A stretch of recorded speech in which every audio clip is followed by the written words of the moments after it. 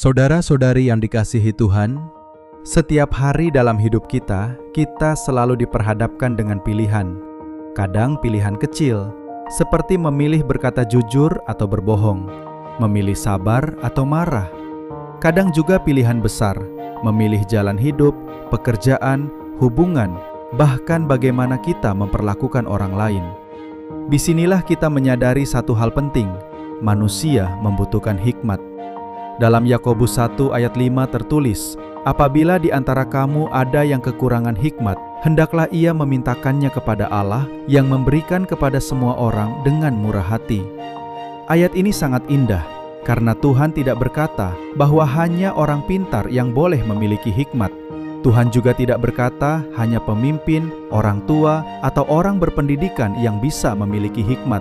Sebaliknya, Tuhan berkata, siapapun yang merasa kekurangan hikmat boleh memintanya, dan Tuhan memberi dengan murah hati. Artinya, Tuhan tidak pelit memberikan hikmat kepada kita. Namun di Yakobus pasal 3, kita belajar sesuatu yang lebih dalam. Ternyata tidak semua yang terlihat pintar itu berhikmat.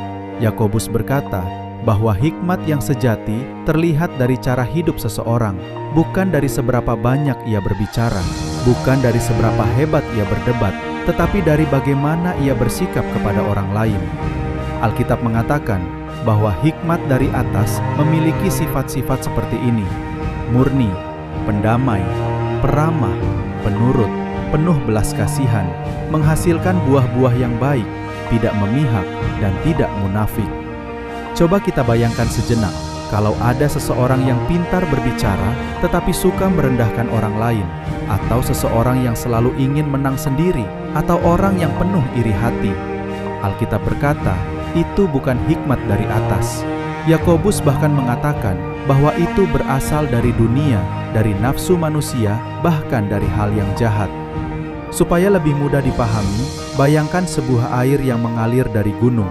Air yang berasal dari mata air yang bersih biasanya jernih, segar, dan memberi kehidupan. Tanaman bisa tumbuh, orang bisa minum, hewan bisa hidup dari air itu.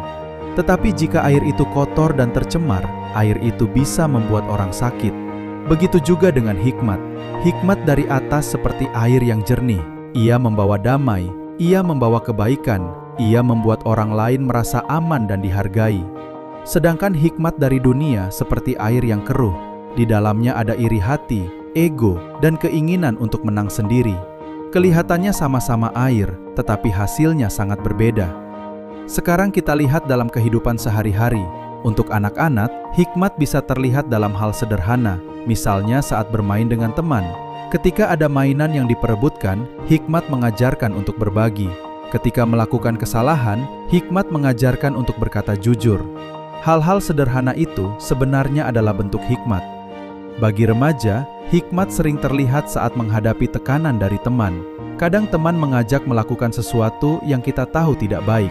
Di saat seperti itu, hikmat membantu kita berkata, "Aku memilih melakukan yang benar, walaupun tidak populer, walaupun mungkin dianggap berbeda." Bagi orang dewasa, hikmat sering muncul dalam cara kita menghadapi konflik. Saat disakiti orang lain, ada dua pilihan: membalas dengan kemarahan atau memilih jalan damai. Hikmat dari atas seringkali memilih jalan yang lebih tenang, lebih sabar, dan lebih penuh kasih. Bukan karena lemah, tetapi karena hati yang berhikmat tidak dikendalikan oleh ego. Ada satu analogi sederhana lagi. Bayangkan sebuah pohon. Pohon yang baik akan menghasilkan buah yang baik. Kalau pohon itu sehat, buahnya manis dan bermanfaat. Tetapi jika pohonnya rusak, buahnya juga tidak baik. Begitu juga dengan hati manusia. Jika hati kita dipenuhi hikmat dari atas, maka buah kehidupan kita akan terlihat dalam sikap kita, dalam perkataan kita, dalam cara kita memperlakukan orang lain. Orang yang berhikmat tidak perlu mengatakan, "Aku orang bijak," karena orang lain bisa melihatnya dari buah hidupnya. Kabar baiknya adalah ini, hikmat bukan sesuatu yang jauh dari kita. Yakobus berkata bahwa jika kita kekurangan hikmat, kita hanya perlu memintanya kepada Tuhan, dan Tuhan memberi dengan murah hati. Tuhan tidak berkata, "Kamu dulu sering salah, jadi aku tidak mau memberi hikmat." Tidak, Tuhan memberi tanpa membangkit-bangkit kesalahan kita. Artinya, kapanpun kita datang kepada Tuhan dengan kerendahan hati, Tuhan siap menolong kita. Hari ini mungkin kita sedang menghadapi keputusan, mungkin keputusan kecil, mungkin juga keputusan besar dalam hidup. Daripada hanya mengandalkan pikiran kita sendiri, marilah kita belajar datang kepada Tuhan dan berkata, "Tuhan, berikan aku hikmat-Mu." Hikmat yang murni, hikmat yang membawa damai, hikmat yang penuh belas kasihan, sehingga melalui hidup kita, orang lain bisa merasakan kebaikan Tuhan. Kiranya kita semua belajar mencari hikmat yang datang dari atas, bukan hikmat yang penuh iri hati dan ego, tetapi hikmat yang membawa damai dan kebaikan bagi semua orang. Amin.